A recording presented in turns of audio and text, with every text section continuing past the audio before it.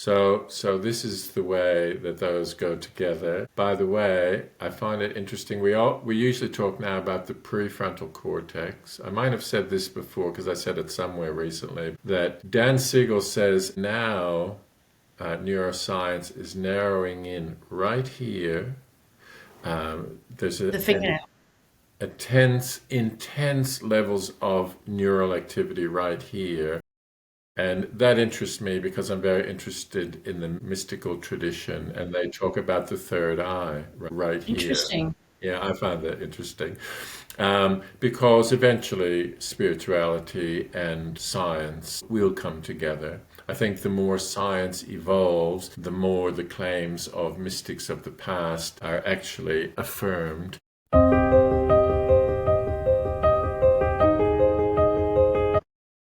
Today, we're discussing with Garry why trauma recovery work matters and what happens when we don't do it. We're talking about our inner worlds. I'm going to have a little quick look at my notes because that's something that I sometimes need to do. And we're looking at the facets of the self because understanding that will help us make sense of what happens to ourselves when we experience trauma, particularly developmental trauma. And we also need to understand what happens to the brain. And we're going to make sure that we include our takeaway activity by explaining how the meditations we've released will support you. And we're trying to keep these to around an hour. So Garry, if I'm waffling on a bit or you're waffling on a bit, let's pull each other's selves in, huh? So I'm going to actually read the questions because that's better, I think. So starting from the start, a person is born, their body, mind, and spirit enter this plane. And then we have development. So what's happening over time for development? And then after that, we're looking at what that means in terms of when somebody has been through abuse. So can you explain a little bit about development? Yes. Yes. Okay. So it's a good place to start. I mean, people have very different worldviews. So when we use language like, body, mind come into this plane, other people might have their own view of what that looks like. But I can work with your wording there. Um, and I think the way that helps me to frame what's going on with or without trauma, but different with trauma, is that we have three key faculties. I don't know if we've covered this before, and if so, you can just kind of roll me through it a little faster. But we have our thinking, which is located in the brain.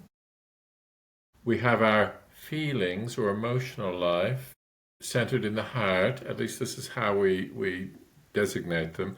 And then we have our behaviors or actions which are in the what we can call metabolic limb system, the legs and arms, it's our doing. Those are the three faculties of the psyche. So psychology is built around those. We're trying to work with the interactions of our thoughts, our feelings, and our behaviors. Yes? Yes. Now there's an overlord or an overlady. There's a higher principle at work that holds those together. And that, I think it's much more common now than when I was younger to call that the self. And lots of modalities call that the self with a capital S. And I think they're referring to what you're talking about, some sort of transpersonal aspect of us that is perhaps more enduring than these faculties of our psyche. And so the word psyche is also, it's the same word as soul. So in that way, you use the word soul correctly. To represent, like as in the true self, the capital S self is the soul. No, I that's always get this muddled. yeah, that's the spirit. That's how I differentiate, okay? So when we talk about the soul, we're talking about the psyche, and the three aspects of the psyche are thinking, feeling, and behaviors. But then there's another principle at work, and I think often people talk about there's like a conductor at work there that is organizing, directing. Yes, yes, yes. Yeah, that's that kind of a conductor, yes, not like a brass wire or something, copper wire. That's what I first thought. I Yeah, drew a little diagram like it was a connecting, and then I was like, no, he means that one. yeah. So, and So because this is for some reason I need to draw this on a diagram and actually get it clear in my head, because so I've got this muddled with us talking a few times. I think I'm starting to get it. So I think what I struggle with is the soul and the spirit, and which one of those is the conductor. The spirit is the conductor. And in my conception, at least, the spirit is eternal. So when you talk about coming into this plane, that Yeah, would be the spirit that comes into this that's what I'm. plane. Yeah. Yeah. So one way to draw it is like a stick person with a head and put a heart in the middle because it's just a stick. So you can put a heart in the middle and the limbs. So head, heart, and limbs for behavior. And maybe putting a halo over it can represent the spirit. I love that. Thank you. That's very helpful. Okay, and you can put it on your fridge. I And shall. then you'll never forget again, assuming you go to your fridge enough. I do go to my fridge, but there's an Yes. awful lot of things stuck on there. Yes. Oh, I see. So I'll go back to look at my question in a second, because we don't want to veer too far off. But I think one of the things that we'll be getting to in this session when we're talking about internal family systems coming up shortly is that, and I'll come back to make sure I've wrapped up that question. But I think what I'm wanting to get to in this session a little bit is about how we become fractured Yeah. and So experience. Yeah. So I'm that's where I was going. I'm just going slowly. I'll And I must say, I have a cough, whether you edit it out or people just forgive me. they will forgive you. There we go. That it humanizes me, doesn't it? Not that I need Yeah, humanizing. it does. So when we're born, so neurobiology now can track us from the uterus, from the before we're born, the embryo, and there's lots of activity going on, and it is forming us, right? So neurobiology is talking about the nervous system, of which the brain is a part. So they can see how that's forming in utero, and they can follow up that formation, and they can look at how we are in different environments, what's firing and what's closing down as we progress or at any given moment. That's what neuroscience does for us now. So we have an understanding of trauma like we didn't used to have. So I'll introduce the trauma aspect of it shortly, but I'll tell you what the ideal in psychology. So psychology, and I'm not advocating for this, but psychology has right and wrong sorts of development, right? I don't toe that line, because when we talk about coming into this earthly plane, I'm sorry if I'm putting others off by saying that, but it's an I think analogy. just let's just be real. Yeah. When we do that, we come in for a purpose. And if we talk purpose, we can't say that happened, that wasn't purposeful. That just is illogical, right? Um, so we have to reckon with whatever befalls us in this life, positive or negative, is a part of the reason we came, because we come with purpose. And then our job, I think you will attest to this, is we are asked to continuously wake up, to become more conscious as life unfolds. So the way that we're put together, so there is nature, that's what we're talking about, but there's also nurture. Those two both take place. Our nature unfolds over the first years of our life, and the way that it unfolds it's hard to use words that are not judgmental words, but I'll just say the way we unfold throughout those early years is through what's called co-regulation with our mother. I think we've used that term before, and I'm not being politically incorrect when I say mother, although it may be another consistently nurturing person, but primarily, just like Freud and his school always talked about the mother, not in necessarily positive ways, because the mother got the blame a lot in Freudian psychology. Mm. But that is the significant person that the child bonds with, generally speaking. So in the first years of life, we go from not having this business, those three aspects of the psyche, thinking, feeling, and willing, organized yet in us, because our brain hasn't finished forming, our heart hasn't finished forming as organs, as physical organs, which become receptors for those soul principles of thinking, feeling, and willing. So we have a physical brain and a physical heart and limbs, but they don't come in fully formed. And as they form, those faculties of the soul take form as well. Yeah. My thinking takes form as a child, my life of emotions take place as a child, and my behaviors, what they will become, happens as a child. So over those first few years in my co-regulation with my mother, that enables me to become who I am. Yep.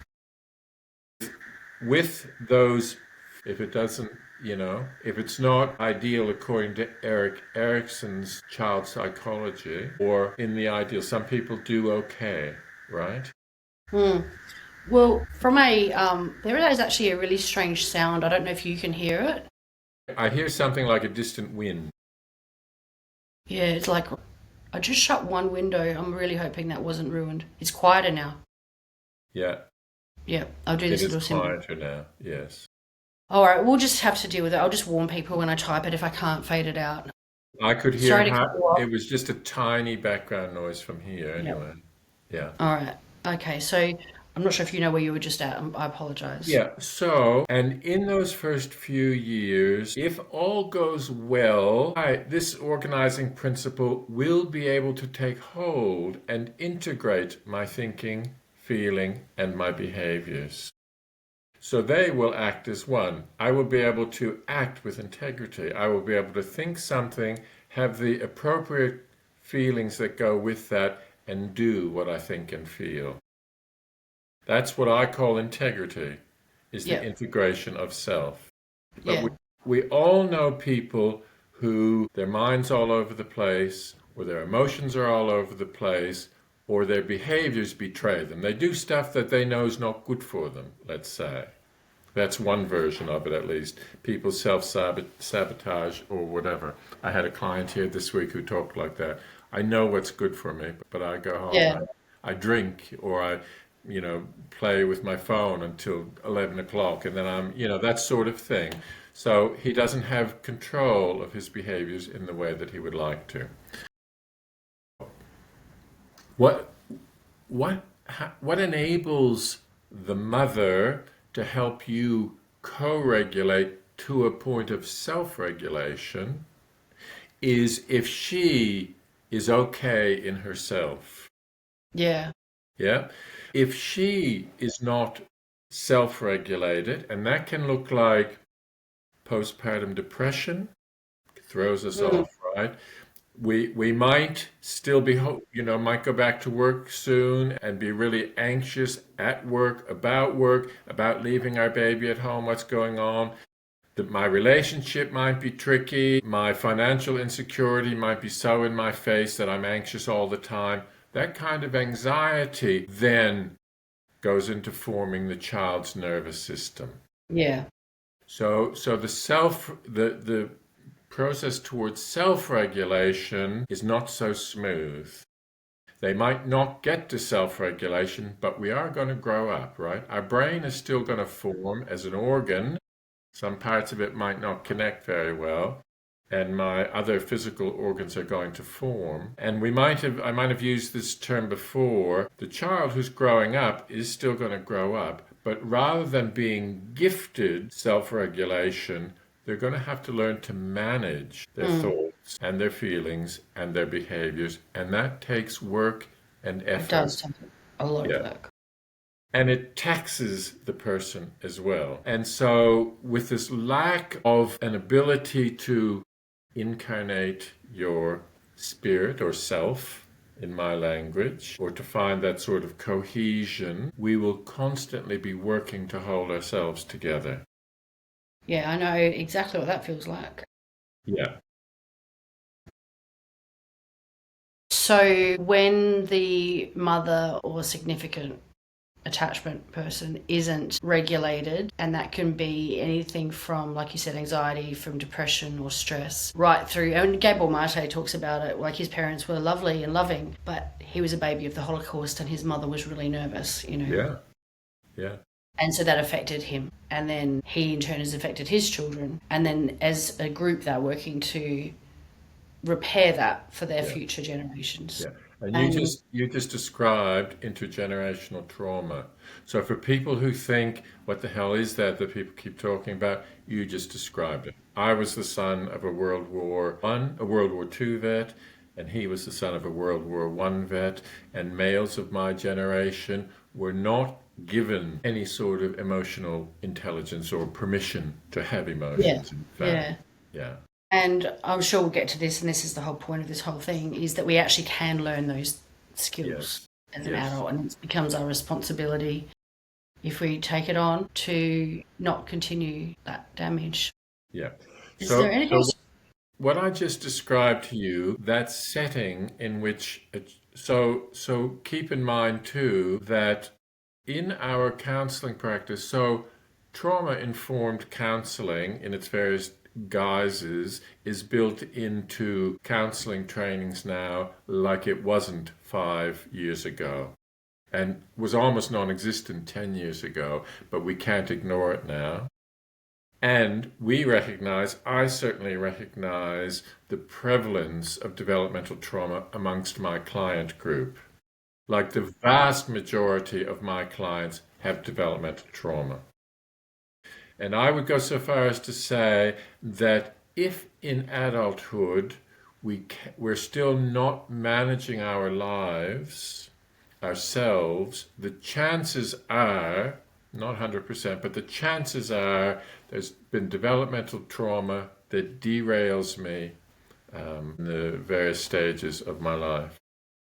I think that description you gave before of it doesn't have to be intense child abuse. It can be this, what you just described, because so many people don't recognize that they've experienced trauma. And I think it's that unpacking of the various shapes that it takes for someone to go, well, I am actually still struggling as an adult. What happened? Yeah. So they can go, well, if you're struggling, you don't even need to know what happened. It's about going, well, I need to learn to regulate my nervous system and need to learn to, etc. Yeah. And that's something that, so the education, which is what well, it's what we're doing, but it's also what is necessary now for clients who come in, and they have high anxiety or things aren't going well, the relationships aren't going well. That's a path. My thinking goes pretty quickly towards developmental trauma now for the reasons that I just said. So when I hear a few key things, and then I start asking questions. Yeah. And so in Australia, the key website to understand, to get resources and statistics around developmental trauma, which is a form of complex trauma, which you mentioned earlier, is called knot.org. And Blue Knot would say 1/3 to a quarter of the adult population is affected by developmental trauma. I suspect that's actually a conservative figure in my mind. Me too. Me too. So I'll look at my other question, unless you wanted to maybe add to that. I'll say this and we'll make it fit together.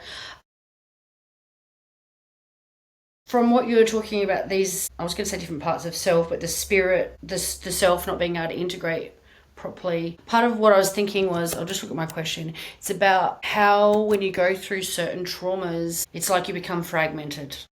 Like, and is this the stuff that you're just talking about? Is that how that fragment essentially happens? So like I have memories sitting up in the corner of the roof watching my body, and we don't need to talk about it. But what I'm trying to sort of get at is eventually there are parts of self, and we want to we want to learn to integrate. We want to unburden them and integrate them and all that. So with what you were just saying, yeah, how does that work? Am I getting it right in my brain? Yeah. So I use the word integration instead of, I use the word disintegrated, like you're talking about fragmented, right? Yep. So yeah, Disintegrated. so the parts of ourselves don't hold together.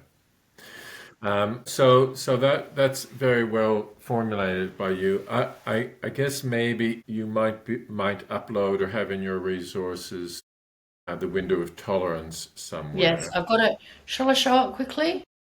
Sure. I'm using new software, people, so Here we go. Screen. No, that's not the right one. Get there, nearly there. You can talk about it if you want.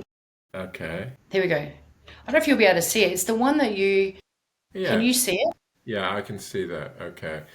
So I'll speak to that, shall I? Have we done that previously? I don't think so. I think part of our confusion is this was the missing podcast and we're re-recording it.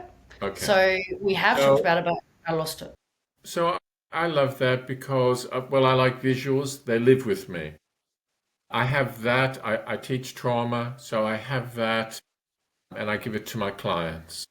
I give it to them without, I don't insist that my clients have developmental trauma, but this is a part of them thinking about, is that true of me? I also have a couple of videos that I'll send home links for them to watch and consider, is that true of me?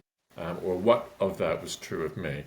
So when we're in the state that we talked about, that fragmented or disintegrated or occasionally disintegrated, because already it sounds like we're describing being triggered, aren't we, with the word disintegration? Because we can roll along being pretty okay as long as we're not confronted with the things that trigger us. So now we're talking about the comfort zone, that rolling on quite okay, because we're in our comfort zone. When something comes and smacks us in the head, so for the child, for example, who was unloved, their core belief might be that they're unlovable. And so when somebody shows, or I get the message that someone doesn't like me or doesn't approve of me, then I might get triggered by that. And rather than say, well, that's their problem, it actually affects me and it makes me feel anxious, and I might have various things that I do to go out of my way to try to make them like me, or pretend that they're not worthwhile and speak badly about them so other people don't like them. There's lots of different games we could probably map out that we play in those situations. And this isn't very large, I know, this window of tolerance, but in the green section on the left, that's what that says. The things that trigger me out of my comfort zone. Oh, there you go. Unconscious. Now, Conscious thought. Do you want me to read anyway, it? yeah, I'm triggered because my core beliefs or thoughts about myself are triggered. Trauma-related core beliefs about self are triggered. Well, there you go. So when that happens, then I will do I unconsciously, because my body takes over then, and that's where you want to read a book like The Body Keeps the Score. So I don't decide that that I'm going to be angry at that person who triggers me, because that is the fight response, my anger. I don't decide that I'm going to sort of I don't know, go to another room for this party or whatever it might be, which might be the flight response. Or I don't decide whether I'm going to shut down and not numb myself to it, because that is the freeze response. There's also the fawn response, FAUN, which is not in this model, but that means I go out of my way to be a sycophant, like you can see in America at the moment, depending on what time people see this, but there's a new president and everybody is, what's the word that might be? A sycophant trying to curry favors with him. That's the fawn response. Yeah. We go out of our way to please the other. So what you described up in the corner of your room is the freeze response, dissociation. Yeah. So, and I've always explained it like I've slipped out. Yeah, But what do you mean slipping? I'm that's like, what you do. slipped out. You slipped all the way out, but one Yeah. way or another, we can cloud our thinking or numb ourselves. So again, the body takes over for a child, which is what you're talking about. The body decides, can I fight here? No, I'm a child and that's an adult, whatever was going on, or that's a situation beyond my control. Can I get out of here? No, the window's 3 stories up, can't do that. Well, then my only recourse is to dissociate, numb Yeah. myself, so whatever's going on, I won't feel the blows or the abuse or whatever it might be. So that's an automatic response that the body makes. A lot of people as adults, so there's also single incident trauma, of course, as well. Yeah, we've talked about that in another one. Yeah, and people beat themselves up for not screaming, for not fighting back, if they're abused in some way as an adult, if they're raped or whatever it is. People give themselves a really hard time about that, but they don't make a conscious decision. It's a bodily survival decision that our nervous system makes. Yeah. And that's helpful for people to know. It's not their fault. And that's the thing, like I've written poetry about it. I'm just looking at my next question because I think I don't really need to ask it. And when I try to explain it to people, and early in my trauma recovery journey, like when I got diagnosed, and like you think you can make a decision, as in I'm not going to yell anymore, or I'm not going to drink alcohol anymore. But then you just keep going and doing it, and you're like, I made a decision, and it's like you've got no control. And then realizing, oh, okay, I actually need to do something about that and learn about it. And it took me a really, really long time to become so much more regulated that I can sit and think instead of just react, Yeah.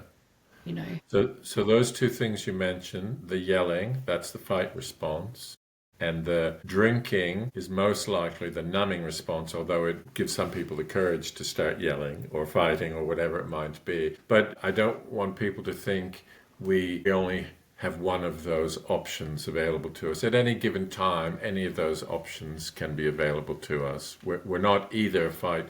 Well, often I think people do specialize in one of those things. I was a very avoidant type for a long time, which is the flight response. I've lived in different countries and I still live, I live immediately on the other side of the world from where I started out, right? So I'm as far away as I could get. So, and maybe it's time to do I think you have Dan Siegel's, yeah. Yes, we can do that and then head back over to internal family systems for a little Yeah. minute. Yeah. Because I was thinking about how when we're getting triggered throughout childhood trauma or developmental trauma, that's a bit like what I was talking about with the parts getting sort of split off. And then we come to IFS land to bring them back together Yeah. as well. Reintegrate them through Yeah. strengthening the self. Do you want me to do this brain thing first because it kind of fits here and then go on Yep, to IFS? that's fine with me. I'll show a picture of it, shall I? Yeah. I don't know what you mean, but yeah, you go for it. Okay. You talk about the hand fist model though. Do you want to do it yourself?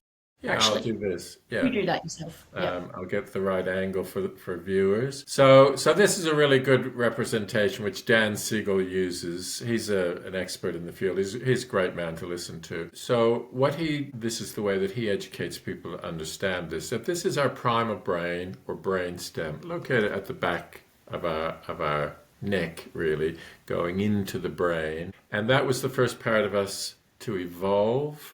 And in our early evolution, it was all about survival. We needed strong instincts for danger. And so that's what the primal brain does for us still. We have evolved beyond that. We have emotional lives located in our middle brain, literally, physically located in our middle brain. It's called the limbic brain.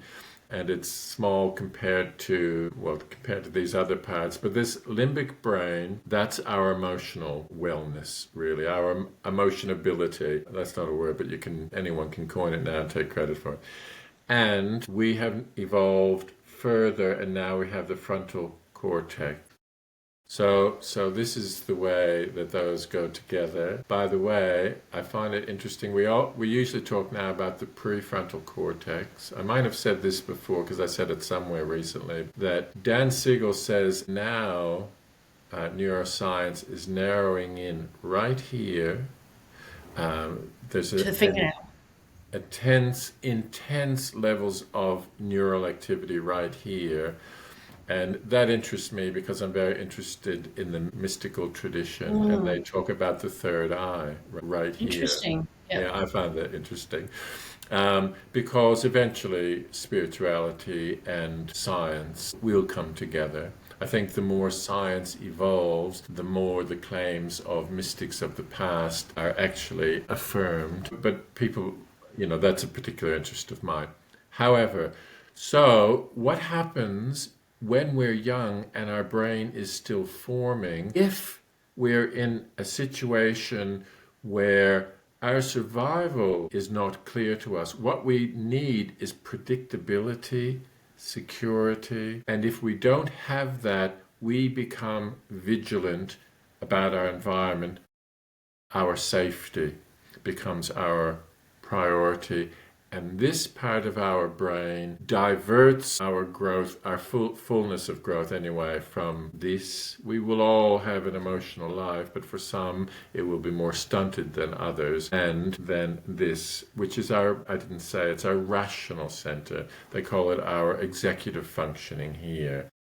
So when people in the midst of crisis can't be rational, so crisis counseling, which is what I learned 100 years ago in university, when people are in crisis, which means when this is firing, right? We're in fear mode, we're triggered, and what we need to do is to find mobility in our thinking and stability in our feelings before you Yeah. can work with somebody who's in crisis. So neither of those things are in charge, right? We can't bring our frontal cortex to bear, and we can't find our emotional stability when we're triggered. Absolutely. That comes back to the window of tolerance as well, is when you learn to become aware. You might be able to get yourself out of a situation to limit harm to self or others. There's not really heaps you can do, but I know that I'm more able to recognize that I'm triggered now. Like Yeah. when I was younger, I had a psychologist I've probably told the story before. He's like, oh, why don't you put a card in your purse and then when you get triggered, you'll be able to pull it out. And I'm thinking, aren't you a trauma specialist? Don't you know that's impossible? That's an impossible task. I'm not going to remember that at all because my brain doesn't actually work and I've turned into a reptile. But like, whereas I would only recognize that I was triggered when I was coming out of the trigger. So I'd do something like sit on the couch for 2 days and watch a show. And then I'd go to my partner, I think I've been triggered. And he's like, yeah, I was thinking that too, because you've been on the couch for 2 days in the dark. And I was like, damn, I just lost 2 days. Whereas now I can actually feel, because I've been doing somatic work with Irene Lyon, it's like I can feel the cortisol filling up my body now. So something will happen and then it's like my legs start to get heavy and I'm like, the cortisol's filling me up. I need to get on my air bike or something, I know that sounds crazy, but anyway. No, it doesn't sound crazy. Years to get there. Yeah, we Yeah. haven't talked about cortisol, but cortisol is the drug, I guess the natural body's drug for keeping us alert, really. So when we're confronted with a dangerous, where we feel unsafe, adrenaline kicks in, and adrenaline in the animal kingdom and also in us is meant for a short-term fix. Yeah. And then when we're then safe, it'll level back out again. In a person who's been traumatized, they lose the ability to regulate that rush of adrenaline, but the adrenaline can't be maintained, but cortisol takes its place. Cortisol kicks in. I'm not sure if I've got that exactly right, but I think that's... I think you're right. I'm just making a note to make some content on that later because there's a lot of health costs on that, especially Yeah. as your adrenals fatigue from constantly pumping out adrenaline and then go, okay, well, now we're going on to cortisol. And then what happens is it goes on to the sex hormones. And that's when people start to get really, really sick. Right. Yeah. The whole autonomic nervous system is affected by cortisol. So that Yeah. has, first of all, to do with digestion. So we can feel, the twisting of the gut or whatever, or irritable bowel syndrome or things like Crohn's disease. Those are all effects, or can be, probably there are probably other ways, but those are effects of cortisol over time. Yeah, yeah. And that's Yeah. what I've been learning. I'll have a look at my question. I don't know if you had anything else to say on that. We've done that thing where we get lost because we're having a great chat, which is Yeah, and I fantastic. think we've talked about that before, and people like Irene Lyon, and there's some free videos on YouTube I'll from share. Irene Lyon. Yeah, and they're very good information. So there's two different aspects really. Irene Lyon is really good with the medical stuff, as is, if we've put Nadine Burke-Harris up, Dr. Nadine Burke-Harris. She gives a brilliant TED talk on childhood trauma and the adverse childhood experiences Yep. business behind that. But they're very much medical. They're concerned. They come out of a medical background, and they're concerned. Well, I'm not sure Irene Lyon does. She was a therapist, but they can say things like how our body is eroded over time. What are the Yeah. signs? We're more prone to things like diabetes and anyway, even some Yeah. cancer. I'm definitely going to do a separate video on that because there's so much in it and I've learned so much from her. Yeah, And so, what we want to do ultimately is to prevent that from happening. And that's why it's important to go to ask the question, is that me? Do I have trauma? yeah, Because if we don't actually look at it and then do the work, we can become really, really sick. And not only that, we impact those around us with our trauma. yeah, And that's why we're doing this essentially. yeah. If we And go on. I was just going to say, so when we're talking about co-regulation and self-regulation, the thing to always have in mind is getting back to self-regulation. And for many of us, we will co-regulate. We will have our close friends or partner with whom we feel we're not being judged, they're there for us, they're open, they're listening, and so on. That's co-regulation. We still do it as adults. Yeah, so through co-regulation, we can get back sometimes quickly or sometimes over a period of time to self-regulation when we're all right again. And sometimes my dog helps me with that because I live by myself. Yeah, yeah, So we were just talking about, I'll just circle back, make sure we've done everything. We were just talking about the brain and how that contributes to when we get triggered, we can't access that front part. We're here in the reactive. And I think that leads to, it's partly that internal family systems stuff, is that what happens is, my understanding, and we can banter with me or follow what I'm saying in a second, for someone like me who grew up with a lot of trauma, so I kept getting hurt and triggered and dissociated as I was growing up. And then it's like, if anyone's seen Harry Potter, the mission over the series from some point is they're trying to piece together this Horcrux, and they have all these different pieces, and then once all the pieces get put together, that's where the power is. And I kind of see that myself. Like, I've got these little parts of me that sort of broke off and got put away in a corner because she got so hurt. And then we have the managers and protectors coming in going, don't hurt her. We're gonna protect by dissociating. We're gonna protect by XYZ. So I guess what I'm trying to get at is, we started off by talking about the spirit and the self, and so I think, I don't know how to, you might be able to just take over in a second. How does this bit happen where we go, okay, there's these things that happen, these injuries that disintegrate the self, and then, I don't know. yeah. So internal family systems talk about parts of us that go into exile. So the exiles in us, and so you're perhaps your vulnerable child has gone into exile. I guess I don't know if you would describe it that way, but so I can describe it that way. When I say men of my generation weren't allowed to have emotions, but we do have, of course, we all have emotions, right? We're all whole beings in the final analysis, but our emotional selves had to go into exile. So most men, I've run many men's weekends, and men's healing comes from being able to cry. Huge healing when you sit in a circle of men and have real conversation and men cry, because literally we there was kind of this cliche, men don't cry, real men don't cry. Yeah. Boys don't cry. Even if you're a 6-year-old boy, you weren't allowed to cry. In fact, you might get a clip over the ears if you were thinking of crying, which toughens you up, but in the long run, there's a whole part of yourself that goes into exile. So family systems works with reclaiming those parts of ourselves that have gone into exile. I'll pop up a picture while you're talking. I'll pop up a picture while you're talking. That's all right. I like it.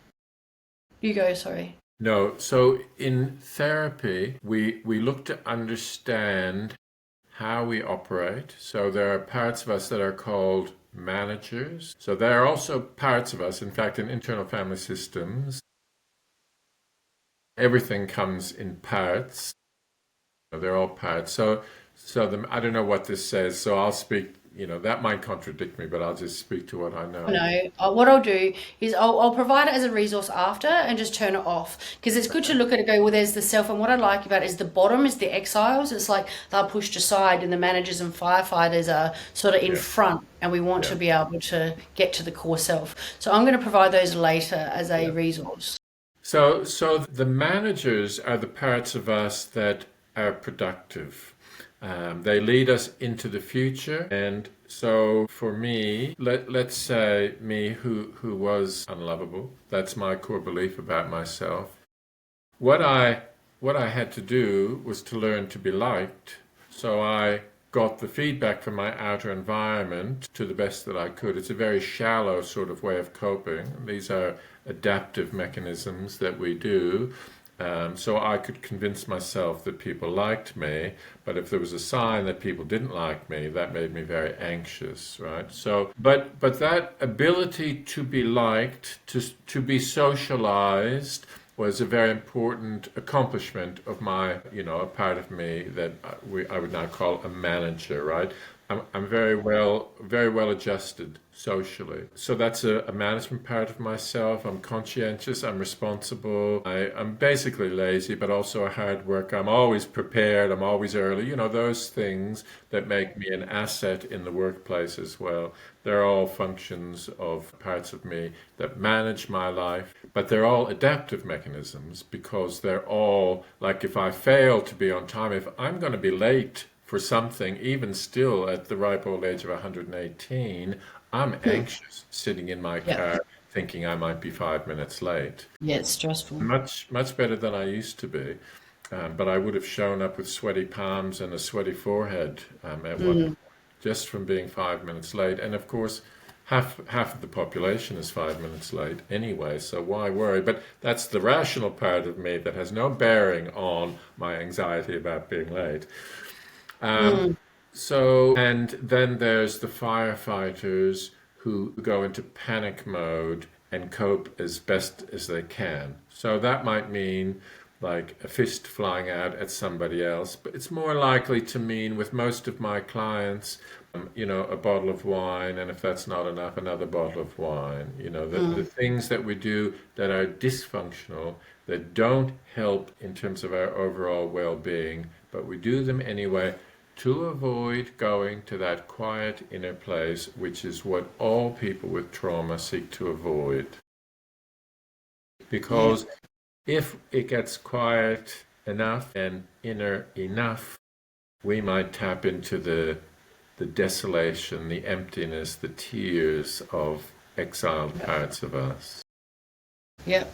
Now, the beauty of internal family systems, what makes it work, so you can do that, what I just talked about, you can do that through wounded child work, right? That's what, the inner child has been geared towards.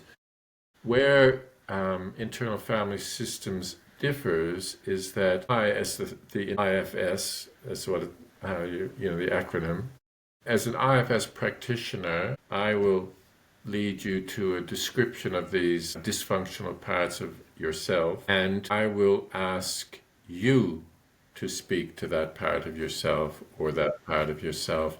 And by doing that, like I could talk to, I could say, let me talk to that, part of yourself that is so busy. You wear Mm. yourself out on behalf of others all the time, and there's no time for you. I could say, can I speak to that part? But what I'm doing then is bypassing you.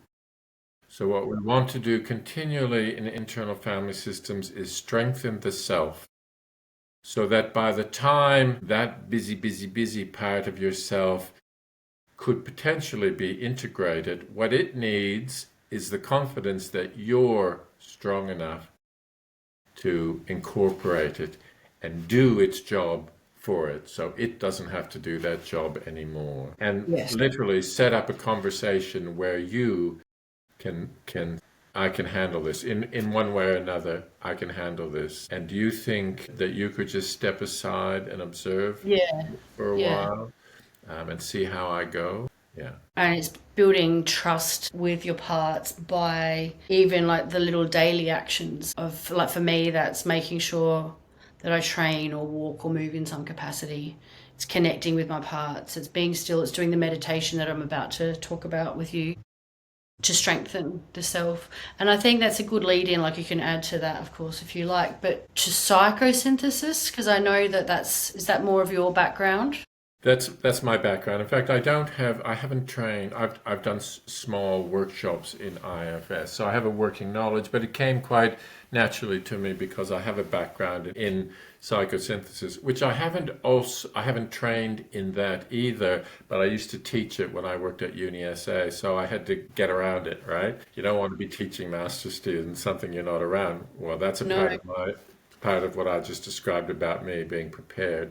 So, internal family systems is very similar. It describes things differently. It talks about the word that it would use for the parts of us is subpersonalities. It has a model whereby in psychosynthesis there is what's called a personal self. So that's me when I'm focused. The way we're talking about self, when I'm sort of focused, I can be in the flow, when my thinking, feeling, and behaviors are all congruent and integrated, I'm sitting in my personal self. And that personal self in the psychosynthesis model, which I like it because it does have an overt spiritual aspect, that part of me is connected. It goes through my higher unconscious to connect with my transpersonal self. And that takes us into the realm of spirituality and mysticism, that we have a divine nature and we are here to work on things to advance our development, to heal things from the past. So the word karma would be used in Eastern religions for that. And that's what, again, that's the framework in which I feel comfortable in saying everything is purposeful because we have karma as well as what we're here to do in this lifetime. We're here to heal karma, but we put ourselves in situations where we develop for the future as well. So that's what I call destiny, for lack of a better word. Do you think that not only are we as a soul, I lose my confidence, are here to evolve ourselves and develop ourselves, but also our contribution to the planet and the Earth's evolution? Yeah, Yeah, because I feel like I won't go on about it today, but the things that are going on in my life and where I've evolved to at this point, it was like I always knew this one piece of the puzzle, but I was like, but how do I get there? yeah, I can't do anything with this. I could yeah, see that there was potential gold for me and others in it, but I couldn't get to it. And then something happened, and then everything opened up, and now I can see the path much right, more clearly. But it's certainly not just for me, yeah. you know. So there's a school of thought that we call that world karma, that we also carry world karma. And so the healing of the planet or social justice might be, if it's not about the individual, it might be about bringing a greater awareness of justice to the world. So that's kind of beyond my ability to see or experience. That excites me though. Yeah. Yeah, and the more we age and mature, I think the more reserves for that kind of thinking are available to us. So to wrap up, like we've made a meditation. We've made 3 versions of it. It's already on Spotify and places like that. What I wanted to finish with is an actionable step as what can we do? Like if you've stayed this far as a listener, it's like, well, what do I do with that? How do I strengthen myself, my true self? Like, I like the idea of that. I want to strengthen my true self and be less triggery. Yeah. And Garry introduced me to this meditation a few years ago, and when he told me that it was designed to strengthen my true self, I was like, ran at it like a bull at a gate. I'm like, I'm doing it every day. And it actually really helped me a lot. It really centered me and helped me with my clarity. So what I wanted to ask you, Garry, and I'm kind of glad that I'm not keeping jumping over to my Word doc, but it makes me slightly anxious. Yeah. Is Could you get it right? My psychologist might have said that also. Explain perhaps the origin of the meditation and the intention of it, like why does that When one... you say the meditation, I know the big meditation, the longer one, is a psychosynthesis, embellished a little bit by me, and there are different parts of it. So I carried it on by adding other meditations to a core meditation, let's say. So the one you're mainly referring to, I think, is creating the throne room in the depths of you. Yeah. And the higher self comes and touches you on the shoulder.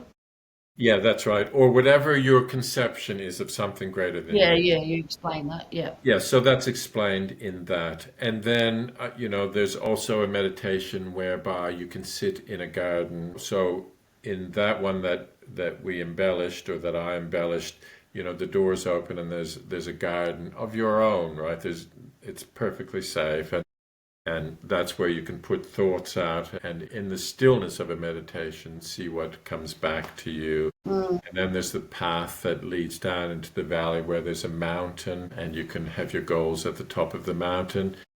Climb the mountain step by step and see what comes towards you, because those are the things trying to thwart you from achieving your goals. And in that meditation is they can't block your way, but you can observe the kind of things that try to cross your path. So those are helpful meditations, and like you, they were very helpful for me at one stage, as was just visualization, I must say. When I was young, there was a thing, it's still a thing actually, called silver mind control. This was I've come across it, yeah.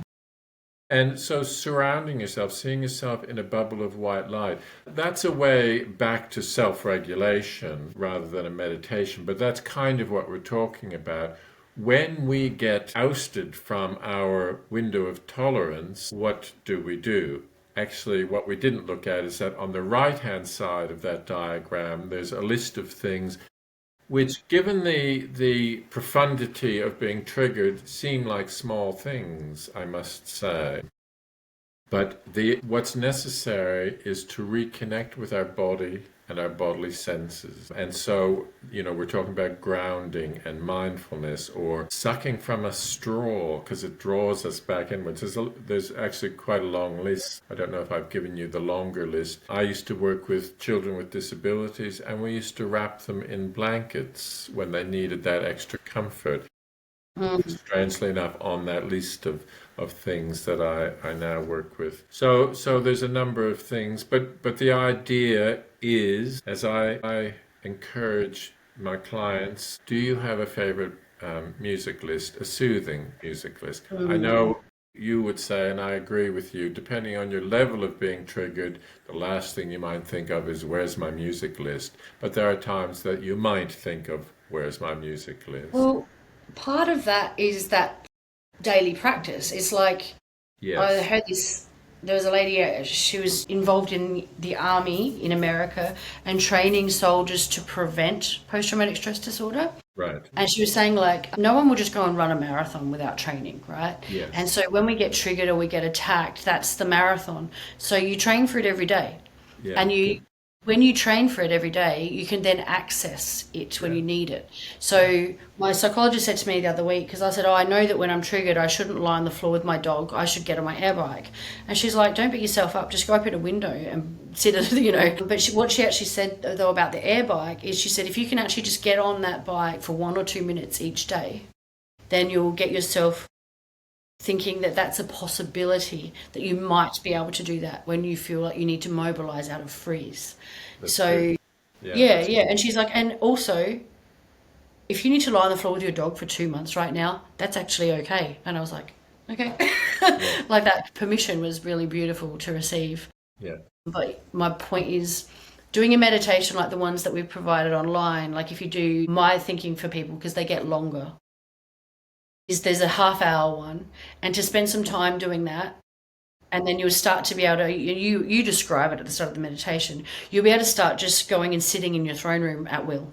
yeah, And I remember you saying to me, I saw someone else do it the other day when they went like this to center themselves. And they were like, and I was like, oh, you're heading to your throne room.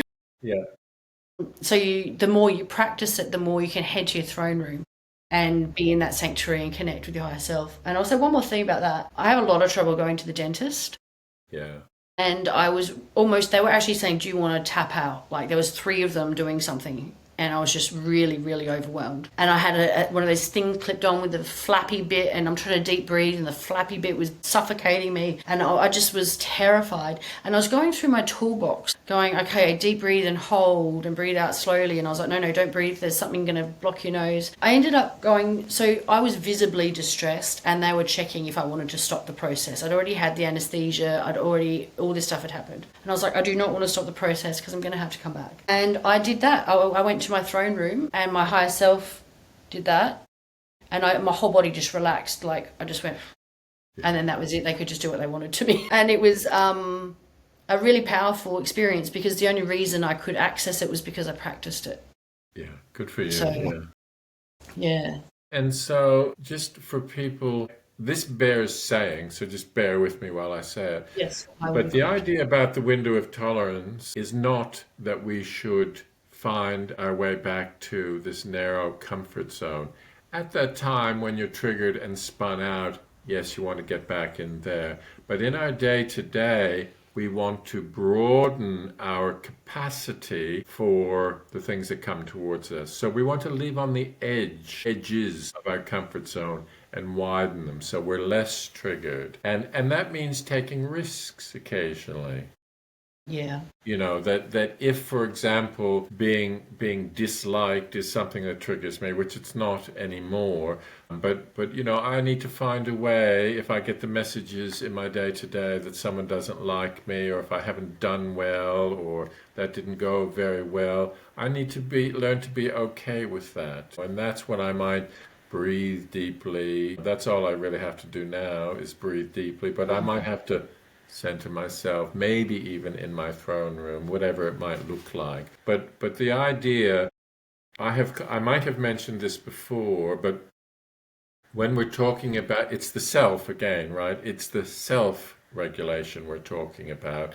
The self regulates us. So we're constantly talking about strengthening the self. And one way to do that is to involve yourself in activities that require thought and emotions, something that you really care about anyway, and behaviors. So I worked with a really good example of this is a girl I worked with during COVID. I never met her because it was during COVID, and I did this with her, Zoomed with her. But she was in a different state, and they were confined to their home, and she was triggered a lot during confinement, because she had a younger sibling. And I said, when you get triggered, you know, what do you do? She said, I go to my room. I said, what do you do there? She said, I either play music. She doesn't mean listen to music. There was a couple of instruments she played, or I draw or paint.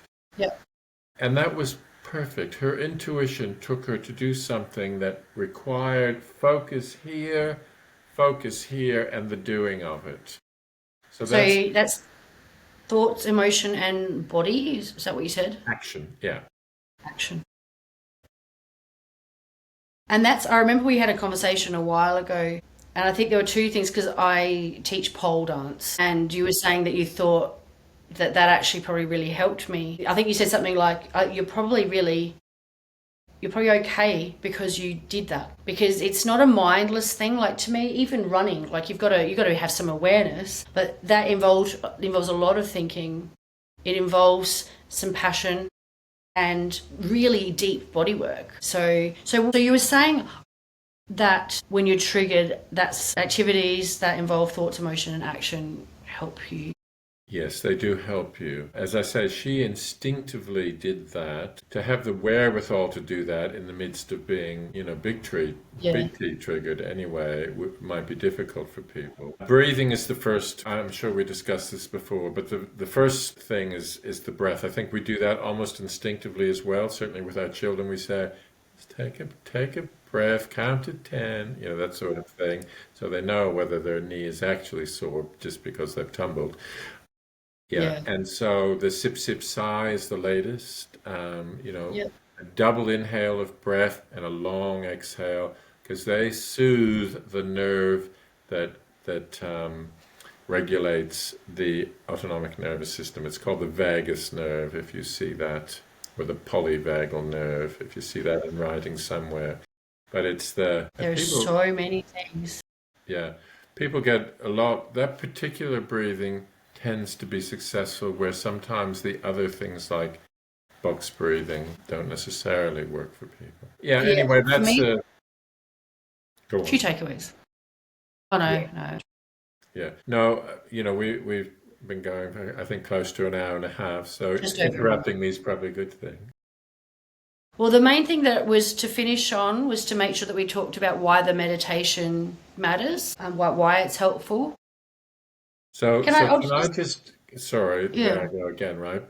So there are counterindications around meditation, because as I said before, the last thing people with internal exiles want is that quiet inner space to be opened up, unprepared. So Zen meditation, which is the common meditation where people try to clear their mind, makes you susceptible to that. So that in itself can cause panic, which is why we have all those other mechanisms going on in us. But mindfulness is different from that. So I say that because even though the meditations we have that you've uploaded are our meditations, they're guided meditations, so they're more like mindfulness because we're paying attention to somebody else's voice. And it's like you're doing without doing. You're not, your brain is active, but what you're doing is focusing on a certain part of your inner world, and it's not free to roam everywhere else. It's not going to open up some other baggage that you're not willing to see yet. What I was going to ask is how, as a last and final question, how, maybe you've touched on this, if you have, I apologize. The particular meditation, how does it work for strengthening yourself? Why does it work? Anything that you do, so that meditation itself talks about us being, that we are beings of consciousness and will. So my consciousness is as close as I come to exercising my spirit. And my will is the actual exercising of the spirit, that I can move my will around without doing anything except using my consciousness. So when I can go from, so now imagine that there's a stairway in front of you. You're using your consciousness and you're doing something with it. So that is strengthening yourself. Yeah. I get it, because you're deliberately bringing awareness to those levels of your being.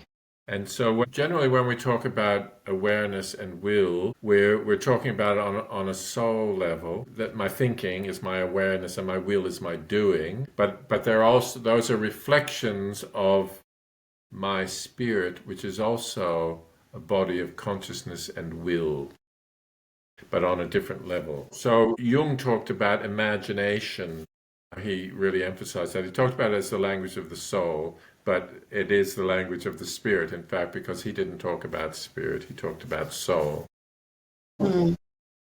My inspiration, I suppose, for the language that I use and the concepts that I have are in part psychosynthesis, which really pulled it together for me in the realm of therapy, but Rudolf Steiner's work really clarified a lot of those concepts for me, and they fit for me. I don't just dogmatically believe them. I understand and they fit for me. Well, we probably shouldn't unpack Steiner today. No. We should probably wrap it up. Thank you, Garry, for joining me today. And I think that our series is almost complete. So I look forward to sharing it. On you for persevering through all of this, and it's been a pleasure for me. Thank you. Thank you. Thank you. All the best.